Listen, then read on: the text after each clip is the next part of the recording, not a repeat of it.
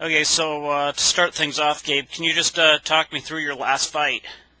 Uh, prefer not to. I was coming off of a back surgery. And I probably jumped too quickly back into fighting. I needed a bit more time to recover, and because of it, I lost. Yeah, and we were talking, I think, the night before your fight, and you were listing off all these fights that you had scheduled after that, so you just pulled out of them because of the back? Yes and no. I was supposed to fight in India, and that organization, because I had lost the way I lost, so they didn't want me to fight. Then it took me a little while. I needed some time to recover and allow myself to let everything heal up with my back. I went way too premature. I mean, I had back surgery in August, and I was trying to fight in 6 months, 7 months after the fact. It Right. was just stupid. Just stupid, you know? Was very unprepared. Okay, man, so talk to me about this July 14th fight you got. It's a fight, but it's not a fight. Right. It's a boxing match. 3 3-minute rounds against Jason Ellis, who's a radio DJ, and actually someone that I've trained with in the past. Now, granted, it was 4 years ago, but I know how good Jason is and how serious he is about things.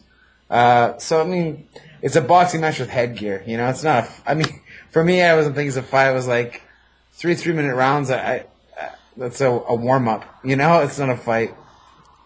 But yeah, I'm fighting. I'm fighting. Right. Jason Ellis, July 14th, at the Hard Rock Casino in Vegas. 3 3-minute rounds in the main event of Ellis Mania. So, What exactly is Ellis Mania? I'm finding out all this stuff as it comes. Apparently Jason puts on this event every year, and I don't know everything about it. I think it's like, I don't know, entertaining boxing matches. I think someone told me there was going to be uh, like a taser boxing match and a girl bikini boxing match, and I don't know. And I'm fighting a half retard, so it's more for, I think it's for the entertainment factor. So it really sounds like some pro wrestling type freak show, except it's boxing. Basically, yeah. I mean, we're really gonna try to. I mean, we're really gonna be boxing, and Right. it's I have no intentions of pulling him along or him pulling me along, but I mean, we're wearing headgear. It's 3 3-minute rounds. It's for me, it's fun. I can. That boxing is the easiest thing for me to do with my back. Wrestling and grappling is the hardest thing for me to do. So doing this is going to be fun. Going to Vegas for the weekend and getting paid to do it. I'm alright with Yeah, that. you can't beat that, man. Yeah, exactly. Okay, so when do you think you'll go back to training MMA and possibly get back into the cage? I don't know. I'm thinking that day by day. I still train, and I'm spending time in the gym. It was too premature. I wasn't 100% confident that my back could hold up. And so I always had that doubt in the back of my mind throughout that whole training process. And when the fight started, I've never been that mentally defeated before I even started to fight. I was really questioning if I was able to do it, if I was going to hurt myself again, if I was prepared. And that's not how you want to fight. That was stupid on my end. I mean, I think if you go into a fight like that, you kind of deserve to lose. For sure. But certainly you plan on coming back eventually here, right? Yeah, yeah. I mean, I don't know if it'll be one more fight to call it a career, or if I'll make another run at it. At this point, I don't know. I'm taking it really just step by step. When this came up as an opportunity, it was I'm like, yeah, it's fun. Sure. I have no problem going in there, and I would have sparred Jason. Well, when what initially happened was a friend of mine on Facebook said, "Oh, Jason Ellis said he wants to fight you." And so I called Jason up and I said, "Hey, if you want to fight me, I'll fight you in the parking lot, or in your studio, or and he goes, oh no, I have this thing called Ellis Mania, and I was supposed to fight this other guy, and he pulled out. It's a boxing match. Do you want to do it? And I said, sure, okay. I mean, it's fun for me, I don't care. Okay, man, big fight coming up in Vegas. Chill, Sonnen, Anderson, Silva. Yeah, it's going to be a Who big one. got? I like both guys a lot. I consider them both of them friends, and I've known them both for years. But Anderson's my boy. I love that guy. And although a good friend of mine, Vinny, wants to go help Chael and was so adamant that Chael's going to win this fight, I just don't see it. I think Anderson is when Anderson is angry, he's a very, very scary individual. And I think Chael has spent a lot of time building up this fight, and I think, unfortunately, the way he's built it up is by pissing Anderson off. Right. Okay, man, UFC's doing way more shows. The ratings are down. You think they're spreading themselves too thin? To an extent. I mean, the thing is that they're having all. I was actually talking to a friend about this today. It's awesome that you every week there's MMA events, and I mean on free TV. But with that, it's gotten to a point where they have to constantly keep putting shows on that you kind of lose that intrigue factor. I mean, the Chael Anderson fight is an intriguing fight.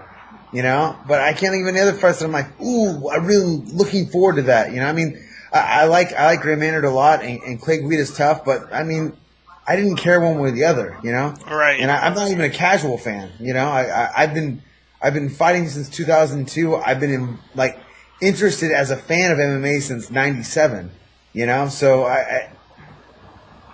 I would say that I'm a grassroots fan, more so than being a fighter, but I didn't watch it. I didn't watch the Rich Franklin versus Vanderlei fight.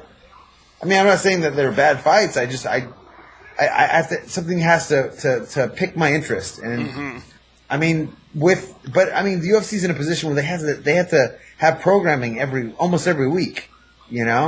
So it's very, very difficult. How can you make intriguing matches when every week you have to put together a main event? Right. So I mean, I don't know. Unfortunately, I'm not in that business. I don't. I'm not part of the marketing side. I'm not part of the promotion side. And obviously, you want all the promotions to do as well as possible.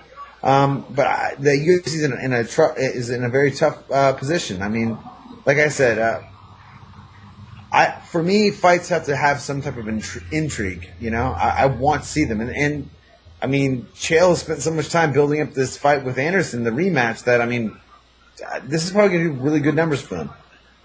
Yeah, for sure. He's been working on this for 2 years. Yeah, I mean, but I can't think of another fight that I really am interested in seeing. Right. I mean, no offense to everyone that's fighting. I mean, everyone's amazing, and but as a fan, I'm like, I can't think of another fight that I'm like, oh, I really want to. And I'll say that honestly, I want to see the Anderson Chael fight. Yeah, back in the day, I'd be talking to my buddies all the time. Tito versus Chuck. Tito versus Chuck. Tito versus Chuck. Now we don't even talk about the fights; we just watch them.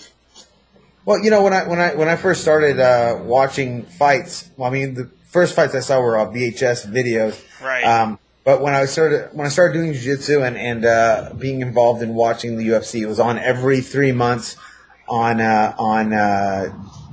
you can find it on one disc network, and it was so exciting. It was so exciting every 3 months. You know what I mean? You had to wait 3 months for the fight to finally happen, and you were so excited about it.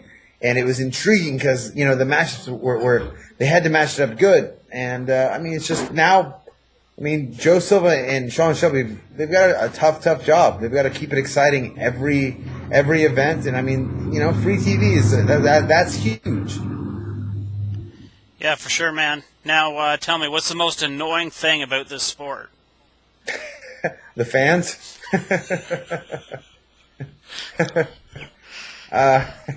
Yeah, it's probably the fans. I mean, it's so difficult. People think that they have some idea of who you are because of they've seen you on TV. and then on top of it, they're so they like you one day, then they hate you the next day, and one day you're good, and then you suck, and it's the fans, hands down the fans.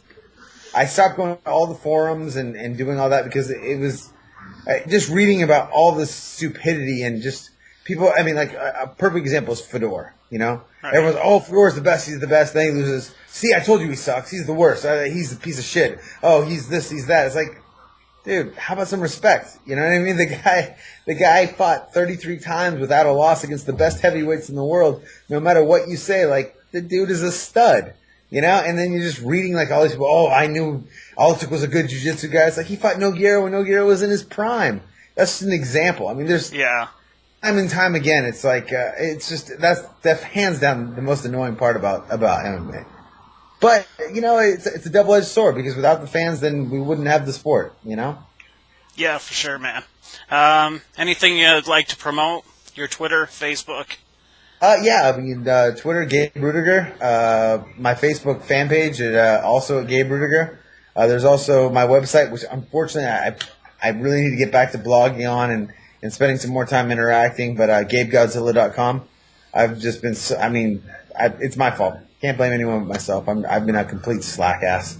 But I'll probably put a blog up, because of the Ellis fight and hopefully get some interaction going off that again. Okay, cool, man. You're always great to do this for us, so we appreciate it, and let's talk again soon. Definitely. Take care, man. Okay, see ya.